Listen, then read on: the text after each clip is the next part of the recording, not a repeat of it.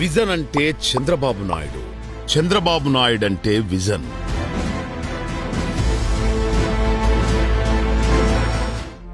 ఒక వ్యక్తి తన కోసం, తన ఇంటి కోసం, తన కుటుంబం కోసం మహా అయితే సంవత్సరం లేదా 2 సంవత్సరాలు ప్రణాళిక చేయగలడు. కానీ తన వారి కోసం కాకుండా తన రాష్ట్ర అభివృద్ధి కోసం, తన ప్రజల కోసం, తన ప్రజల భవిష్యత్తు కోసం, దారిద్ర్య రేఖ దిగువ ఉన్న పేదవారి కోసం బహుకాల ప్రణాళికలు చేయగలిగిన ఏకైక మహా వ్యక్తి శ్రీ నారా చంద్రబాబు నాయుడు గారు. 2020 విజన్ ప్రణాళిక రచించిన హైదరాబాద్ను ప్రపంచంలోనే మహానగరంగా తీర్చిదిద్దారు. 2020 నాటికి ఉమ్మడి ఆంధ్రప్రదేశ్ మొత్తం ఉన్నత స్థానంలో నిలబడాలని, ఆంధ్ర ప్రజలందరూ ఉన్నత స్థానంలోకి వెళ్లాలని కలలుగన్న చంద్రబాబు నాయుడు గారి కల కొన్ని అనివార్య పరిస్థితుల వల్ల ఉమ్మడి తెలుగు రాష్ట్రం 2గా విడిపోవడం వలన 2020 విజన్ పూర్తిగా నెరవేర్చలేకపోయారు.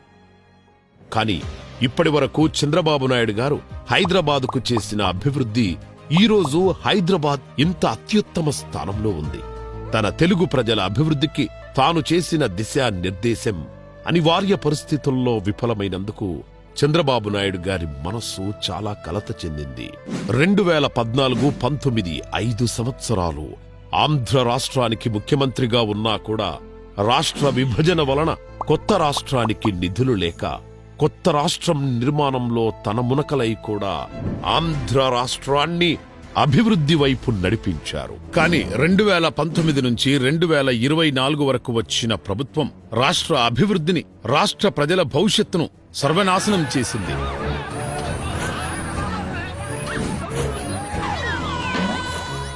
మళ్లీ అకుంఠిత దీక్షతో కూటమితో చేతులు కలిపి ప్రభుత్వాన్ని స్థాపించారు. ఇంకా ఒక్క నిమిషం కూడా ఆలస్యం చేయకుండా ఆంధ్ర ప్రజల అభివృద్ధి వైపు అడుగులు వేయాలి, ఆంధ్ర ప్రజలు ఉన్నత స్థానంలో ఉండాలి అన్న ఏకైక లక్ష్యంతో ఇప్పుడు ప్రభుత్వం ప్రవేశపెట్టిన వికసిత్ భారత్ కి అనుసంధానంగా స్వర్ణాంధ్ర 2047 ప్రణాళిక ప్రవేశపెట్టారు. 2047 నాటికి తెలుగు ప్రజలు ప్రపంచంలో ఉన్నత స్థానంలో ఉండాలన్న ఏకైక సంకల్పంతో ఈ స్వర్ణాంధ్ర 2047 విజన్ ప్రవేశపెట్టారు. ఈ స్వర్ణాంధ్ర 2047 విజన్ గురించి ఒక ఇంటర్వ్యూలో నారా చంద్రబాబు నాయుడు గారు మాట్లాడుతూ 2047లో 100 సంవత్సరాల స్వాతంత్ర దిన వేడుకల్ని మనం జరుపుకోబోతున్నాం. ఒక భారతదేశంలోనే కాకుండా ప్రపంచమంతా ఇండియన్స్ ఎండిపోయారు. ఇందులో తెలుగుదేశం పార్టీ రిప్రజెంట్ చేసేది తెలుగు జాతిని. అందుకే ప్రత్యేకంగా భారతదేశం బాగుండాలి, భారతదేశ పౌరుడిగా నా దేశం ప్రపంచంలోని అగ్రస్థానంలో ఉండాలని కోరుకోవడం నా బాధ్యత. అది నా దేశ భక్తి. ఎవ్వరు కూడా దీన్ని సంకేతించడానికి వీలు లేదు. మనందరం కూడా దేశ భక్తితో ముందుకు పోవాల్సిన బాధ్యత ప్రతి ఒక్కరిపైన ఉందని చెప్పి తెలియజేస్తున్నా. అదే సమయంలో తెలుగు జాతి ముందుండాలి, అగ్రస్థానంలో ఉండాలి. ఈ దేశ అభివృద్ధిని చేయడంలో ప్రథమ స్థానంలో తెలుగు జాతి ఉండాలనేది నా కోరిక. అందుకే తెలుగు వారి పేదరికం ఒక సామాజిక ఆర్థిక సమస్య. ఇది దీర్ఘకాలిక సామాజిక సమస్యగా ఉంది. ఒక కుటుంబానికి అవసరమైన ఆహారం, గృహ వసతి, దుస్తులు అందుకోలేని పరిస్థితిని పేదరికం అంటారు. పేదరికమే అత్యంత తీవ్రమైన మానవ హక్కుల ఉల్లంఘన అని సుప్రీంకోర్టు ప్రధాన న్యాయమూర్తి జస్టిస్ కేజీ బాలకృష్ణ గారు చెప్పారు. పేదరిక నిర్మూలన కోసం ప్రతి ఒక్కరూ కంకణం కట్టుకోవాలని, విద్య, వైద్యం ముఖ్యమైన అవసరాలని, రవాణా అభివృద్ధి, ఆధునిక వ్యవసాయం, పారిశ్రామిక అభివృద్ధి పేదరిక నిర్మూలనకు సోపానాలని, ఈ పేదరిక నిర్మూలన కోసం అందరూ కలిసికట్టుగా పనిచేద్దామని చంద్రబాబు నాయుడు గారు పిలుపునిచ్చారు. ఇప్పటికీ ఆంధ్రప్రదేశ్లో చాలా కుటుంబాలు పేదరికంతో మగ్గుతూనే ఉన్నాయి. 21% గ్రామీణ కుటుంబాలు ఇప్పటికీ పేదరిక రేఖకు దిగువనే నివసిస్తున్నాయి. ఆరోగ్యం, విద్య మరియు గృహాలు కొందరికి అందుబాటులో లేవు. మహిళలు, వృద్ధులు మరియు గిరిజనులు వంటి వారు ఇంకా పేదరిక సవాళ్లను ఎదుర్కొంటూనే ఉన్నారు. ముఖ్యమంత్రి నారా చంద్రబాబు నాయుడు గారు పేదరిక నిర్మూలన కోసం పునాది వేస్తూ కొన్ని సూత్రాలు ప్రవేశపెట్టారు. P4 public private people partnership. సాంకేతిక ద్వారా పౌరులను శక్తివంతం చేయటం. నారా చంద్రబాబు నాయుడు గారు పేదరిక నిర్మూలన కోసం కొన్ని ప్రధాన కార్యక్రమాలు ప్రారంభించారు.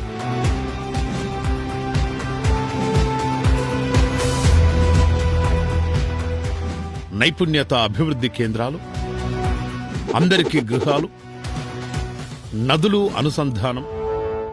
చంద్రబాబు నాయుడు గారు స్వర్ణాంధ్ర విజన్ 2047 కోసం కొన్ని ప్రధాన వ్యూహాలు రచించారు. ఆంధ్రప్రదేశ్లో 100% అక్షరాస్యత సాధించడం, ప్రతి పాఠశాల ఆధునిక సదుపాయాలు కలిగి ఉండటం, బాల్యం నుంచే సరైన విద్య మరియు నైపుణ్య శిక్షణ అందించడం, అందరికీ ఉపాధి మరియు జీవనోపాధి, పారిశ్రామిక పార్కులు, లాజిస్టిక్ హబ్లు మరియు సాఫ్ట్వేర్ కంపెనీల ద్వారా 2 కోట్ల ఉద్యోగాలు సృష్టించడం, ఎంఎస్ఎంఈలు మరియు యువత నేతృత్వంలో వ్యాపారాలు ప్రోత్సహించడం, ప్రతి ఒక్కరికి ఉపాధి అవకాశాలు కల్పించడం, గృహ మరియు మౌలిక సదుపాయాలు 2035 నాటికి 1 కోటి చౌక గృహాల నిర్మాణం, ప్రతి ఇంటికి స్వచ్ఛమైన తాగునీరు అందించడం, అందరికీ గ్రీన్ ఎనర్జీ ఎఫిషియెంట్ కమ్యూనిటీలు, నైపుణ్యాలు మరియు వ్యాపార వ్యూహాలు 2030 నాటికి 5 నైపుణ్య కేంద్రాలు ప్రారంభించడం, ఒక కుటుంబం ఒక వ్యాపార యజమాని లక్ష్యం ద్వారా గ్రామీణ వ్యాపారాలు వృద్ధి చేయడం, ప్రతి ఒక్కరికి సంక్షేమం అందించడం, 2047 నాటికి గిరిజన ప్రాంతాలు మరియు మహిళలను కూడా దారిద్ర్యరహిత సమాజంలో భాగస్వామ్యం చెయ్యడమే లక్ష్యంగా నారా చంద్రబాబు నాయుడు గారు స్వర్ణాంధ్ర 2047 విజన్ డాక్యుమెంటరీని విడుదల చేస్తూ, ఈరోజు చాలా హిస్టారికల్ డే, చరిత్రలో చిరస్థాయిగా మిగిలిపోయే రోజుది. ఎవరైనా 100 సంవత్సరాల స్వాతంత్ర దిన వేడుకలు మనం జరుపుకోబోతున్నాం. తెలుగువారు ఇంత అభివృద్ధిలో ఎలా ఉన్నారని ఆలోచిస్తే ఆ రోజు ప్రారంభించిన ఆ విజన్ ఫలితమే ఈ అభివృద్ధి అని చెప్పుకోవాలి. దాని ప్రభావంతో ఈ రోజు నేను ఈ స్థాయికి వచ్చాను అని గర్వంగా చెప్పుకోవాలి. ప్రపంచంలోనే తెలుగు జాతి నెంబర్ 1 స్థానంలో ఉండాలని ఈ ప్రభుత్వం యొక్క సంకల్పం. ప్రపంచానికి తెలుగుడు సత్తా ఏమిటో చూపించాలని అప్పుడే ఆ రోజే నందమూరి తారక రామారావు గారి ఆత్మకి శాంతి కలుగుతుంది. ప్రజలందరూ పేదరిక నిర్మూలనకి కృషి చేసి స్వర్ణాంధ్ర 2047 విజన్కి న్యాయం చేయాలి. 2047లో ప్రపంచంలోనే తెలుగువాడు అత్యున్నత స్థానంలో ఉండాలని కోరుకుంటున్నాను. అందరికీ పేదరిక నిర్మూలన కోసం కంకణం కడదాం. స్వర్ణాంధ్ర 2047 విజన్ కోసం శ్రమిద్దాం. 2047 నాటికి తెలుగు జాతిని ప్రపంచంలో ఉన్నత స్థానంలో నిలబెడదాం.